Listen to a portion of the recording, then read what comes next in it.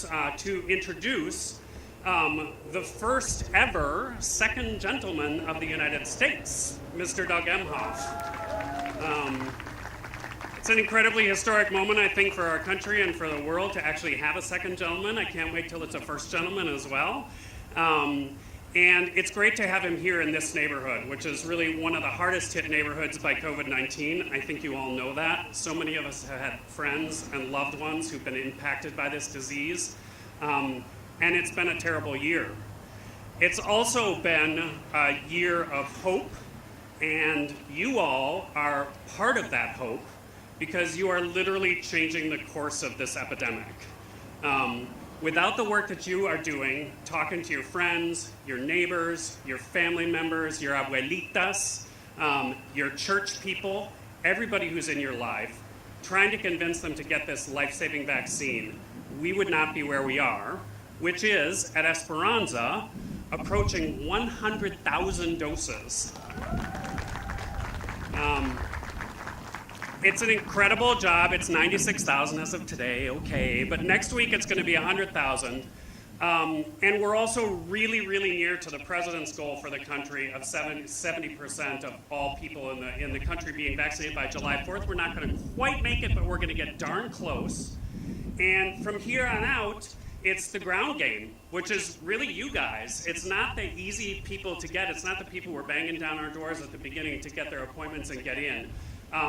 But it's really now the next big push on health equity, which means having one-on-one conversations with people who need more information, who don't quite understand what the vaccine means, who don't quite understand what the huge benefits of it are, which we really, I think, know by now. And we will not be able to get that work done without you and without millions of other people across the country having conversations with people in high-risk groups and people who, who have a lot of questions and need to get that done. So with that, I want to introduce Dr. Cameron Webb. Dr. Webb is on the White House COVID-19 task force, and his specialty is working in health equity, making sure that we're getting those jabs into the arms of the people who need them most. And with that, I want to turn it over to Dr. Webb. Thank you so much. Thank you. Good afternoon. Good afternoon. How are you? All right. Well, again, my name is Cameron Webb, and as you heard, I'm an internal medicine doctor and lawyer. I practice in Virginia, in Charlottesville, Virginia. And when I mentioned I'm a lawyer, well, I got that right here in Chicago, at Loyola University Chicago School of Law, just about 9 years ago. And these days, I serve as the Senior Policy Advisor for Equity on the White House COVID-19 response team. And it's so interesting. From that vantage point, I get to see and interact with so many folks like you all over the country. People who realize the moment that we're in, who recognize how critical it is for us to work together, to roll up our sleeves, to put on our shoes and to pound the pavement to get our communities vaccinated. And I can't understate how critical that is. Thank you for all that you're doing to make this possible.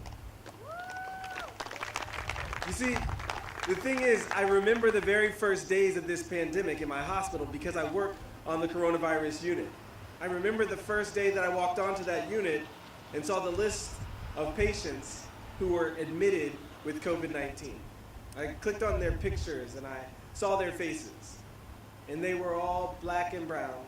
They were all from communities like mine, looked like family members of mine, and I wondered, I asked the question, why is it that certain communities are being hit so hard by this pandemic? And I watched, it wasn't just older individuals in those communities, it was younger folks too. Folks who were really sick and were really scared. Folks who were alone. We navigated those early days of the pandemic, and we did so by just digging in, doing whatever we could. And at the time, the best that we could offer was to wear a mask and maintain some distance and wash your hands. And every day we were just hoping for some light that could guide us. But see, the thing is, in December we got a little bit of that light with these vaccines. You see, these vaccines, they save lives. These vaccines, they keep people out of hospitals like mine. These vaccines are truly our dose of hope. And I've watched as on my coronavirus unit in Virginia, the number of people on that unit every week, every month has gone down and down and down. It's been great news to see, but even still, disproportionately, people on my unit look like me, look like my family, and it's because if you're not vaccinated, you're not protected. If you haven't had a chance to get that immunization, if you haven't had a chance to get that immunologic protection, then this virus can still cause a lot of harm. There are new variants out there, like this Delta variant that's doing so much damage, and we know that it feels so much better. I'm standing in front of you without a mask on. It feels so much better these days, and we feel like we're getting closer and closer, but we're not there yet. And that's where you come in.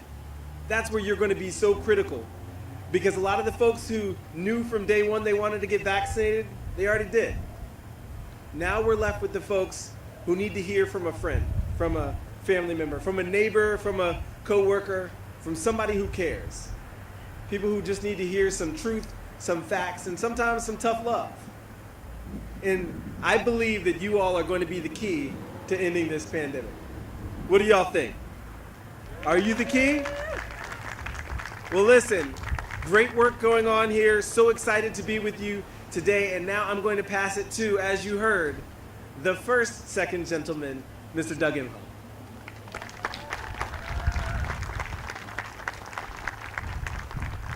Let's hear it for Dr. Webb. And Dan. Thank you so much, Dr. Webb. We have been traveling all over the country together and apart. Myself, the President, the First Lady, my wife, the Vice President, Kamala Harris. Just delivering this important message. It's this message, as Dr. Webb said, of hope, but it's also a message that we're not quite there yet. So a lot of people have already gotten their vaccination, and we need to do better, frankly. And we are going to do better because, as I've been saying, because this is a vaccine rally, vaccines are safe, they're free, they're effective, they're available. And that really just says it all. They're safe, they're free, they're effective, and they are available. Vaccines.gov, you put your zip code in, it will pop up sites that are right close to anyone's neighborhood. But you are all on the front lines doing the work that is necessary in your community. Been traveling around the country, as I've said, 17, 18 states, and I've seen with my own eyes what happens when you have the community come together with volunteers like yourselves, with community organizations, with churches. We were at a barbershop earlier giving out shots. It's when everyone comes together to fight something as Americans, not as Democrats, not as Republicans, but as Americans in your community to fight something that has been so terrible for the last year, year and a half. But we are almost there, but we're not there yet. We are able to go out now if you've been vaccinated without a mask. I went to a baseball game last week without a mask because my wife was having a work dinner, so I had to get out of the house. But it was great. But we cannot fool ourselves into a false sense of security because the Delta variant is much more dangerous. It's much more transmissible. And you can get yourself sick, but even worse, you can get someone else sick.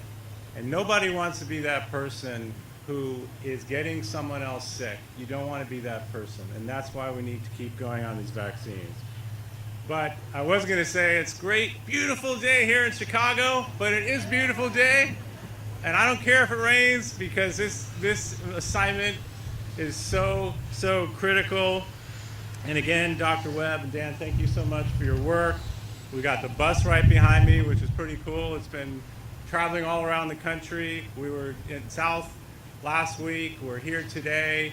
The First Lady is out traveling. We're not going to stop until we get this done. There has been a lot of success. We've gotten to the 70% goal on Americans over the age of 30, which is important, who have at least one shot. We need to do better. And speaking of that, get the second shot. The one shot is great, but with these Delta variants, you've got to make sure that you go ahead and tell folks to get that second shot. Like I said, we're on a path to being normal, but again, it's not quite normal.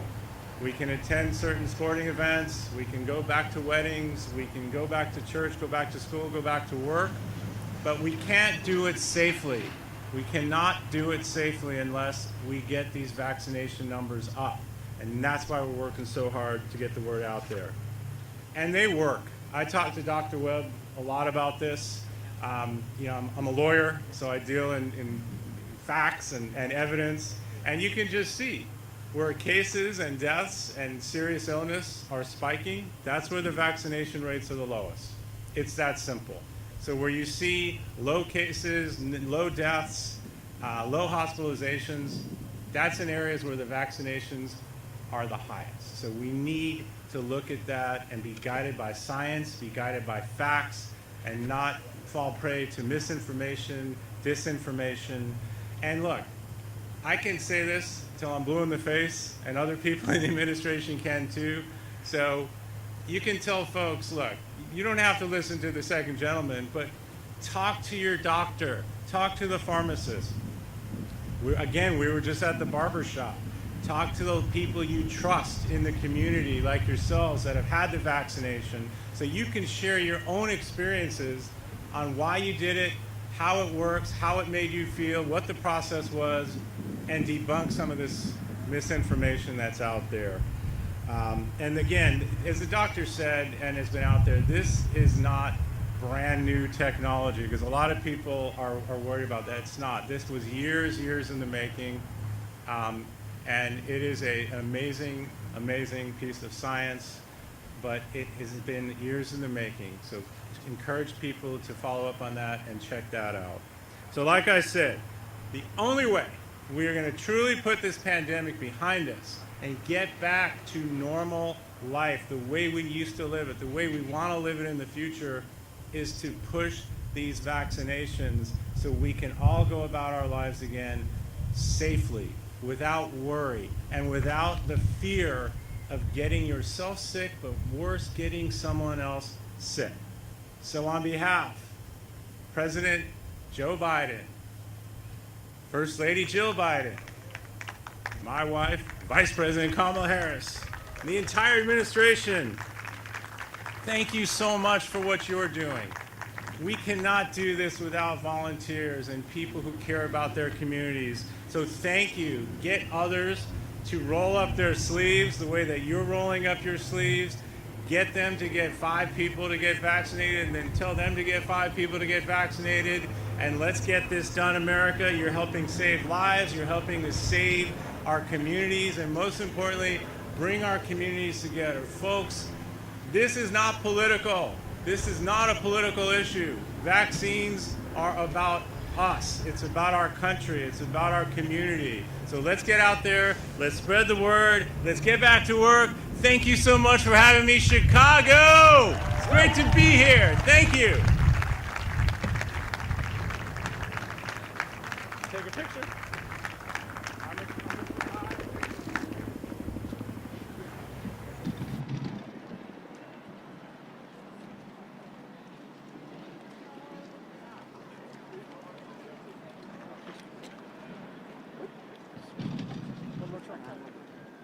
Huh? No, it's not. All right, we gotta go inside. We gotta go pretend. Oh. Okay.